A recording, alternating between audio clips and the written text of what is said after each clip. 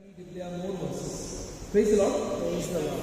We will just try to understand, we'll try to make it very interesting, and we won't try not to get into fear, but into faith and love. Okay?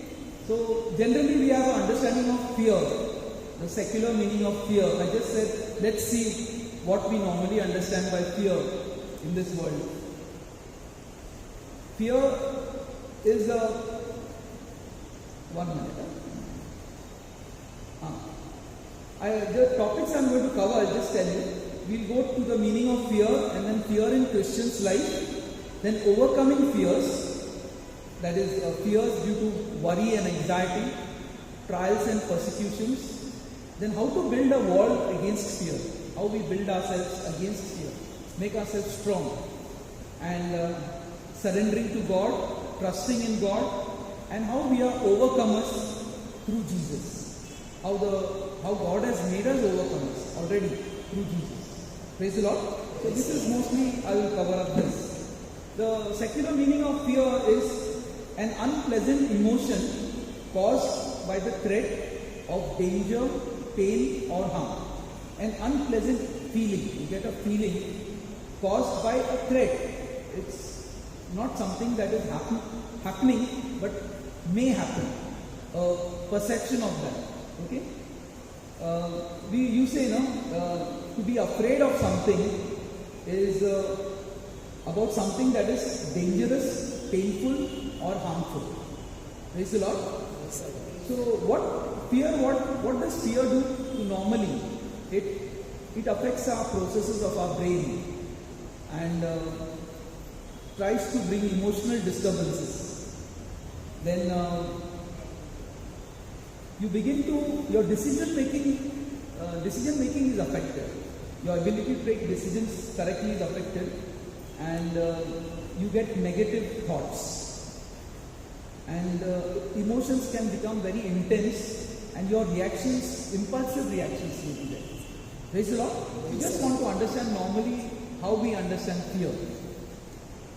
What it causes is when a person is very frightened. If you see a fearful person, the person tries to isolate himself, dissociates himself, or separates himself. There's an inability to love. It's a difficulty in loving. And there is sometimes you develop some phobias, anxieties, related to phobias. Mood swings are there, and compulsive thoughts, obsessive thinking, okay, worrying, intense worrying and thinking. The causes of fear usually are either real threats, there may be real threats, or there may be imagined threats. We call them psychosomatic. You may have real threats or just imaginary threats. A person can imagine that something may happen, or I may get COVID, and you may get fear. Or the person may really be having an infection and is afraid of what may happen. So real threat or imaginary threat. Fear can also be sometimes symptom of some mental health condition. Some people may have fear because of neurosis or some mental health, social anxiety disorder, phobias, and there are many other reasons. I won't go into that. When it is persisting for a long time, fear is going on for a long time, person is continuously remaining in fear, it wears a person down. Person gets worn down. And I'm talking about even a Christian now. Faith becomes weak and convictions grow weak. Confidence goes down. Person feels helpless. There is frustration, a feeling of being alone. And negative mindset develops. Stress is there, anxiety is there, tendency to worry is there, and a feeling of inadequacy, that I can't manage, I can't cope. So we generally understand what fear, which we don't want in our lives. Okay? Praise the Lord. We don't want fear in our lives. And there are a lot of other physical reactions, sweating and all that. I don't mention all that. Okay? In Christian's life, biblically, there are two types of fears. One is fear of the Lord. Fear of the Lord is a good fear. So it is a reverential awe of God. A reverential awe of God a reverence for His power and His glory. However, it is also a proper respect, not only for His glory and His majesty, but also it's a respect for His wrath and anger. You know, the good side of God, the glorious side of God, and also that if I disobey Him and if I become careless and neglect and act in a way that is disobedient, I can incur His wrath and anger, and that is also fear of God. Fear of God will save me both ways. It will either attract me to Him or save me from going away from Him. Praise the Lord. It will draw the two lines, boundaries. It is the beginning of wisdom and leads to good understanding. There are scriptures, but I won't mention them. It's all based on scripture. Beginning of wisdom and leads to good understanding. Unless you have got something to write down. Psalm 111:10. Some people are having, you can write down. Only fools despise wisdom and discipline. Proverbs 1:7. Furthermore, fear of the Lord leads to life, rest, peace and contentment. Means you have a very peaceful life. If you are living in the fear of the Lord, you are secure. And that is Proverbs 19:23. It is the fountain and life-giving fountain. Proverbs 14:27. And provides a security and a place of safety for us. This is again repeated. Proverbs 14:26. Now the second type of fear, which we don't want in the Bible, is called the spirit of fear. Here you can open the Bible, 2 Timothy verse 1 to 7. So somebody can read that. The spirit of fear.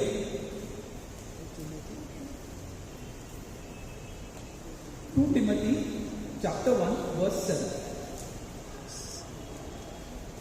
For God did not give us a spirit of Fear. but rather a spirit of power and of love and of self-discipline. Yeah. So that is one translation. Another translation is, for God has not given us a spirit of fear, but of power and of love and of a sound mind. Okay. This is, this background of this is Saint Paul advising Timothy, who was a leader in that church. I'm not certain, but I think he was a bishop.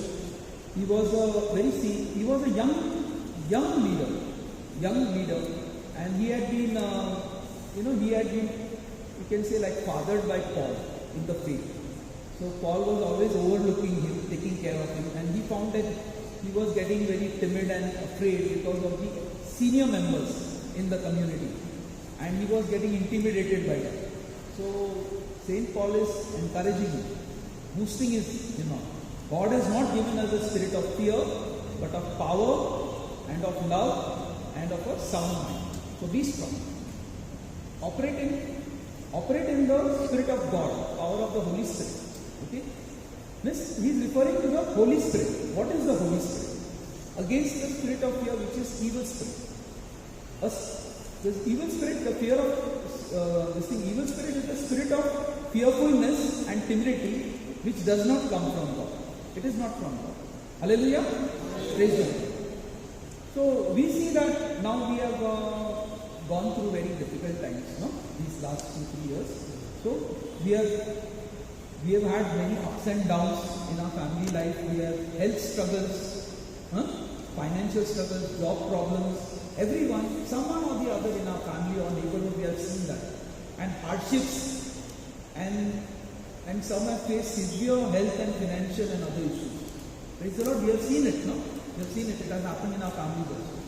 Often we fear the future also. We think about the future, what will happen and what will become of us or our children.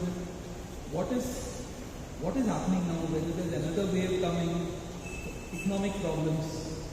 But Jesus reminds us that God cares for the birds of the air, so how much more will He provide for His children? So this is given in, you want to read this? We will see it later on, okay? We will see, it's coming again. He will provide for His children just as He provides for the birds of the air and the grass, okay, which is here today and gone tomorrow. So don't be afraid. You are worth more than many sparrows. That is Matthew chapter 10 verse 33. you are worth more than many sparrows. So if they are simple birds and grass, if God cares for them, surely He cares for us. Now, as I am speaking, I'll tell you something. See, this is whether you are in, there are three basic levels I can speak from experience. One is the faith level, fear level is there, where all these I mentioned, worry, anxiety, threat, intimidation, everything. Second level is the faith level, which is up. Okay? That is from year to year you go to your praise, worship, word of God, surrendering to God, trusting in God. You build your trust in God and move to the second level. So if you are at this level now, you are always going in circles there only. You have to come here. In order to come here, you can not only work alone, but you have to be with fellowship also. You have a cell, you have a group, you share, you go for counseling. You try to take help if you cannot manage.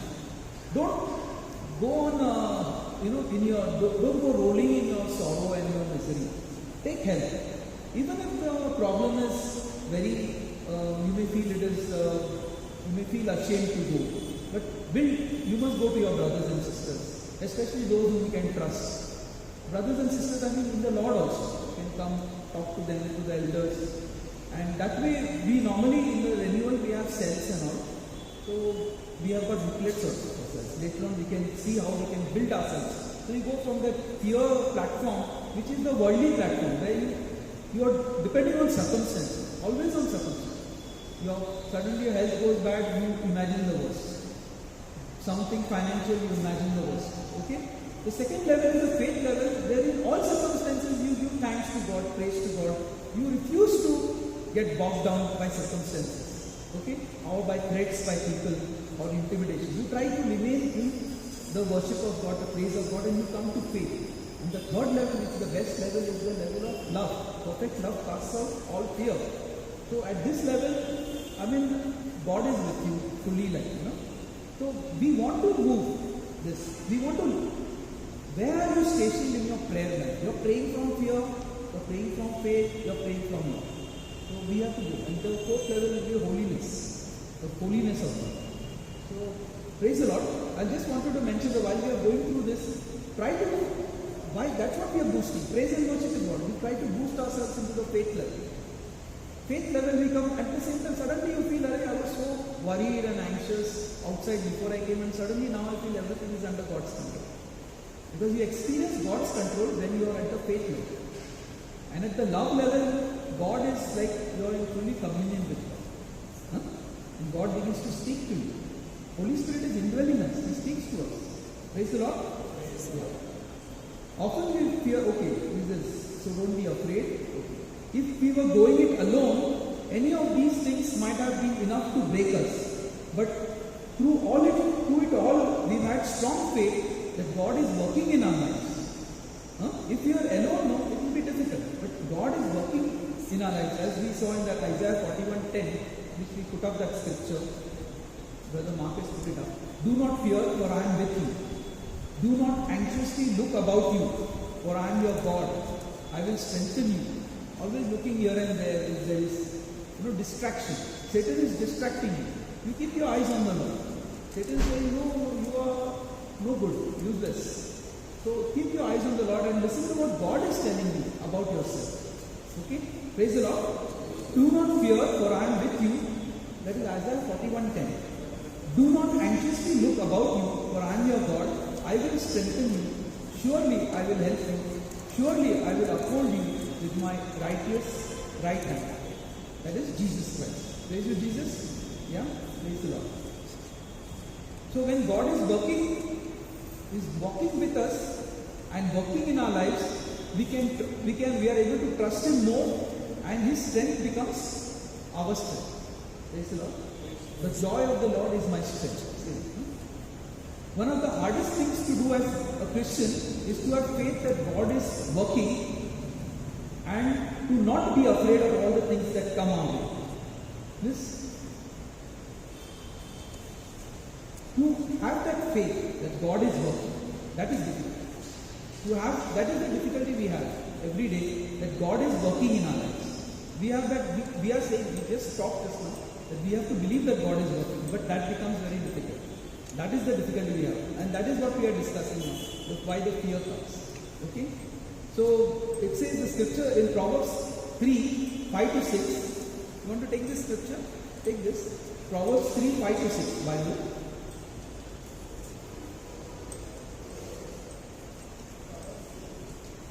Proverbs chapter 3 verses 5-6.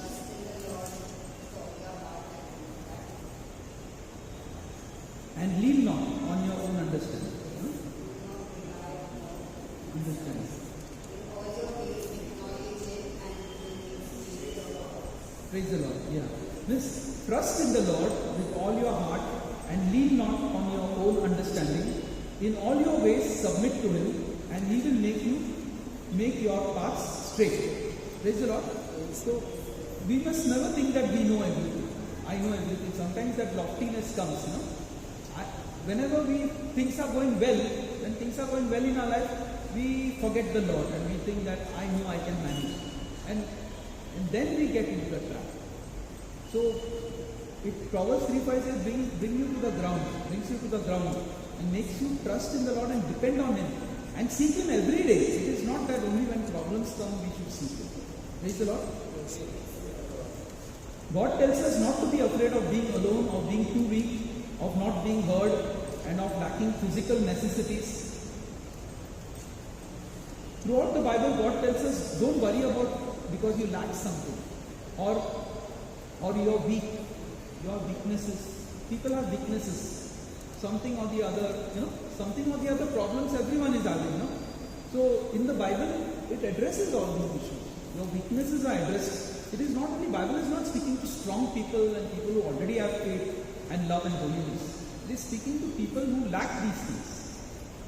And those who are, feeling like David, you can see David in the Psalms, how he goes through all the problems, all the situations. Where Jesus alone, he was suddenly abandoned by everyone. Everyone left him when he was taken for his crucifixion. So we see the situations, how we have to handle these situations. And when you have lack of things, lack of your job, you lose your job or you are going to lose your job, or you have financial problems. So it is where the scripture, the Bible helps you. The Lord speaks to us through the scripture. Scripture is a very strong support in these times. So going through this worries, where you have worries and anxieties, they overwhelm you, either because of finance or health or things going wrong. So you will tend to get trapped into the bondage of fear. So Psalm 27:1, take Psalm 27:1. It's a very strong scripture. We have to get aggressive at it. The more you get pushed around, you have to stand up. You should not be cowed down by the circumstances. There is a saying, don't get cowed down by the circumstances. And we'll also take one nice scripture where the circumstances get the upper hand of the situation. The situation is so terrible that everyone wants to give up. And that time Jesus says something. We'll first see this verse, Psalm 27 verse 1. Anyone will read it?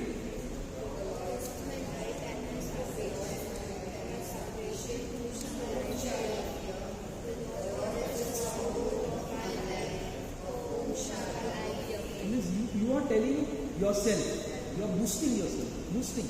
You have to boost. David also in the Psalms boosts himself.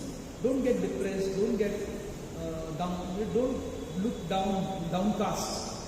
David tells in one Psalm, don't look downcast, don't get depressed. I will still praise the Lord. I will praise the Lord. So in this, the psalm writer is saying, the Lord is my light and my salvation, whom shall I fear? Even if the threat is around him, he says, I will not be afraid. The Lord is my light and my salvation. The Lord is the stronghold of my life. Of whom shall I be afraid? Praise the Lord. And 1 Peter 5:7, this I'll read it. Cast all your anxieties on Him because He cares for you. Praise the Lord. We are given this encouragement. That what you have to do when you get burdened, and when it starts only, you also start. When the problems start only, you start. Don't wait. Don't get with the Gentile mindset, getting into the company and talking all your sad stories to one another. going and repeating all those things here and there, everywhere, and building up more worries and fears. So Psalm 56:3 says, when I'm afraid, I put my trust in you, Lord. I put my trust in you when I'm afraid. This is, the person is already afraid, but I will put my trust in you. Psalm 121:1-2. I lift up my eyes to the hills. From where does my help come? My help comes from the Lord who made heaven and earth. This is also you're telling yourself. Where will I look? I look up to God. I look up to my Lord. He is going to, we say, even we pray to the Blessed Virgin Mary, no? Perpetual help. She's helping me. So we want a God who helps us all the time. Praise the Lord. So we'll take that one, I told you, no, that is Mark 5 verse 35. Okay? Mark 5 verse 35. That is a beautiful example I told you, where they are surrounded by a situation where everyone wants to give up. And that time Jesus says something. Wait 1 minute. Jesus, we hear this, no? We hear this saying, no? Fear not, only believe. You get that, no? They put it on the door, fear not, only believe. So I was wondering whether this is a scripture verse or somebody just saying, fear not, only believe. But it is the scripture verse. Mark 35, which is Mark 5 verse 36 is that. But read from Mark 35 verse 35 onwards. Mark chapter 5 verse 35 onwards. Okay, lovely. Yeah. Came from the leader's house to say, your daughter is dead. Why trouble the teacher any further? Read it. But overhearing, while he was still Continue. speaking, Go ahead, read. but overhearing what they said, Jesus said to the leader of the synagogue, do not fear, only believe. He allowed no one to follow him except Peter, James, and John, the brother of James. When they came to the house of the leader of the synagogue, he saw a commotion, people weeping and wailing loudly. When he had entered, he said to them, why do you make a commotion and weep? The child is not dead, but sleeping. And they laughed at him. Then he put them. Okay. So this is Mark 5. Mark chapter 5 verse 35 onwards. And this is the daughter of the leader of the synagogue. She was on the verge of dying. So he had come to Jesus to take him to his house so that he'll come and pray for her, and he was sure she will get well. Jesus comes. But some messengers came from the house telling that she is already dead, so don't trouble Jesus. So that time Jesus said, do not be afraid, only believe. Now, you will say where the fear comes from. Where the fear comes. Fear is when you are expecting something and you are very anxious and you have got a hope. On one side you have got the tragedy, on the other side you have got hope. Hope that God is going to help you. And when suddenly everything falls apart, then the fear comes. Now what? So in our lives such situations come, when you are expecting God, everything to go okay, and suddenly things fall apart. And that time the Lord says, fear not, only believe. And Romans 8:28, always take it as a background. In all things He works for our good. Sometimes, the paths seem crooked, and we read there, He knows the end from the beginning. So He will take you to the proper destination. He will work out something good from what is. Supposing a person misses a flight and he says, oh my God, now my job is gone. But he will find that that flight may crash. I'm not saying it should crash. But it has happened. Testimonies are, I heard testimony of it. So if a person, one testimony I heard where a person had a prophecy, called up that person, who is also a man of God, told him, don't take that flight, I got a message from God, you should not take that flight. But he didn't listen to it. He didn't bother. He took that flight and that flight crashed. So what I'm saying is that even if something goes in your life, something is not working properly, God is working. God is protecting you. I've seen many times. I've sometimes seen that I want some food was cooked, nice one, and I didn't get anything. Finished it out. When I came back, then I felt very bad. I brought everything and kept it, they cooked, and I didn't get anything. Then the Lord told me that I was having a problem, health problem. And had I eaten that, it would have been harmful for me. Clearly the Holy Spirit told you, I didn't want to do it. Praise the Lord. Praise the Lord. So how God works, in small things. He tells you, he'll make you, somebody will come and talk to you on the road and stop you from crossing the road. You don't know. You never know. So you have to be alert to God and not be distracted by the devil. That is there. Keep your mind on Christ. Always when you are out, pray in tongues. The gift of tongues everyone must have. St. Paul wanted everyone to have the gift of tongues, and if possible everyone to have the gift of prophecy, because we are a prophetic people. We are priest, prophet and king, but we are a prophetic people to the world. The world wants to hear from us. Praise the Lord. We are always to be positive. We have to tell them nothing will happen. COVID nahi aayega. Kuch nahi hoega. And prophecy is what? Prophecy is not only listening to God and telling you, but prophesying the good nature of God. For example, you prophesy over your child. I bless my child in the name of Jesus. Good health, good understanding, good to do well in the exams, to have a good nature, to be honest. Now, how you are prophesying? God told you that He is going to be honest. But you are prophesying, you are what? That is also a gift of prophecy. When you prophesy something, God makes it happen. God will not let, as in the case of the prophet Daniel, he didn't let any word from his mouth fall to the ground. Praise the Lord. He didn't let any word from the mouth. This is you prophesy in the spirit. You are in the spirit and you are prophesying on the person. Right? Just like Jacob prophesied over his children. Well, praise the Lord. Okay. So we have to move fast. So during persecutions and trials, I hope I'm not boring you. Huh? Yeah. During persecutions and trials, during sufferings, during sufferings of any kind, we feel alone, abandoned, fearful, insecure, and we think that God is punishing us. We may think that God is punishing us. God hasn't promised that we won't suffer in this life. But He has also told us that He will walk through our valleys with us. He is the good shepherd. He will walk through our valleys with us. He will be right by our side. And His grace will be enough. Okay? You get the point? What I said? That there will be sufferings, but He will be with us. And He will give us the strength and the grace. Praise the Lord. Psalm 23 and the Good Shepherd, Psalm 91. These are very good for building up our confidence in the Lord and to become. The reason of reading the Psalms is to become conscious that God is looking over you. When you're reading the Psalm, don't just read it. Better to read a few verses and become conscious of the Lord being hovering over you, hovering around you, being with you, holding you being like an umbrella and enclosing you in His love. So that is not something that we should think it is childish or something. That should be our mindset. That we want God to embrace us, hold us in His embrace. Praise the Lord. That's why we read Scripture. Okay. So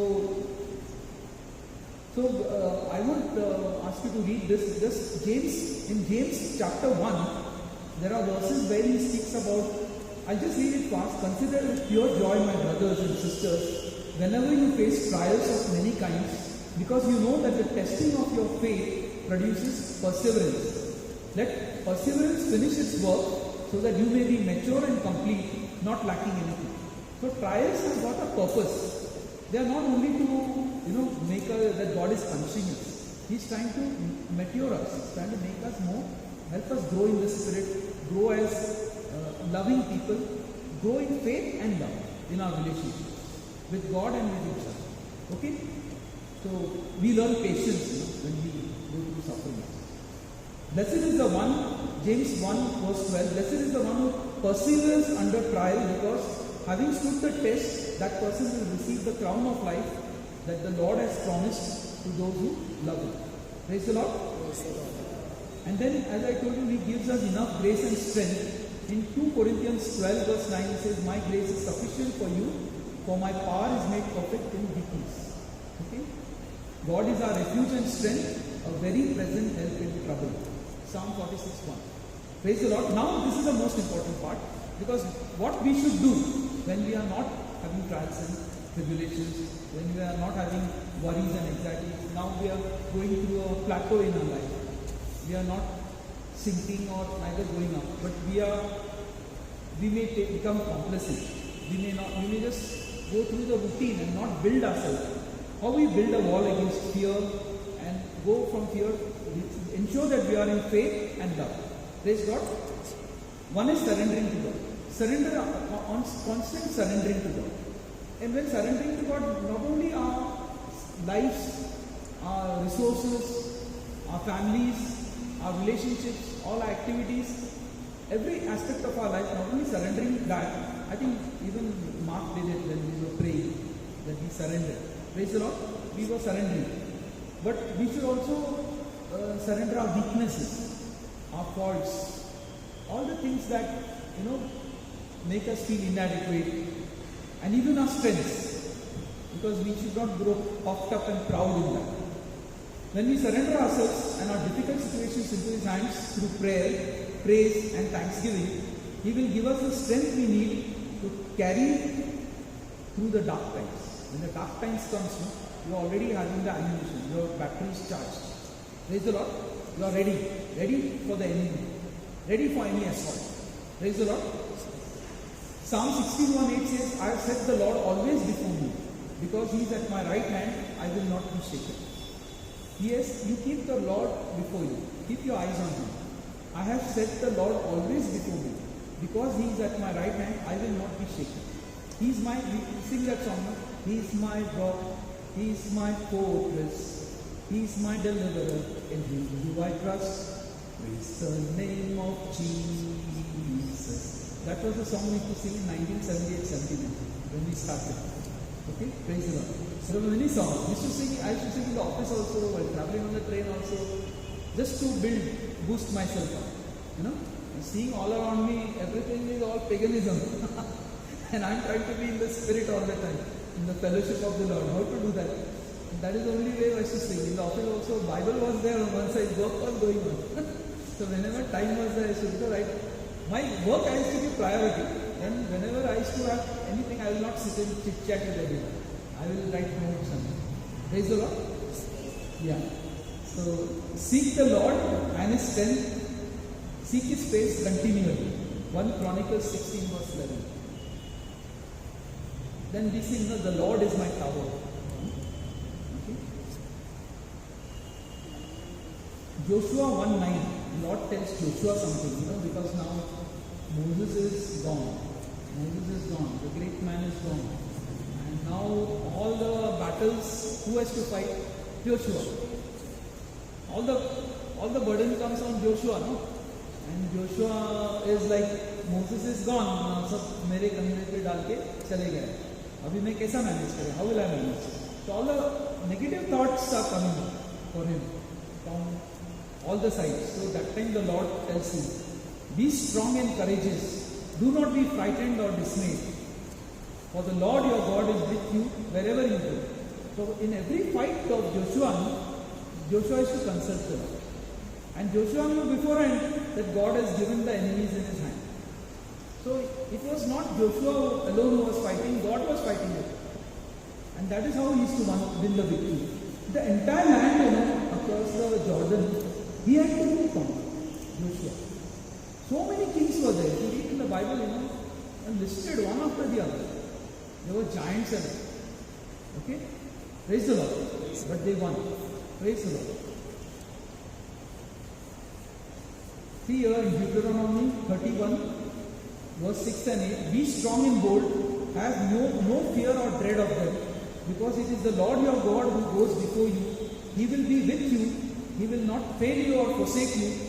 Do not fear or be dismayed. Okay. Last I'll do is the trusting in God. Okay. Thank you. Trusting in God. In God, Psalm 56 verse 11. In God I trust. I will not be afraid. What can man do to me? Okay.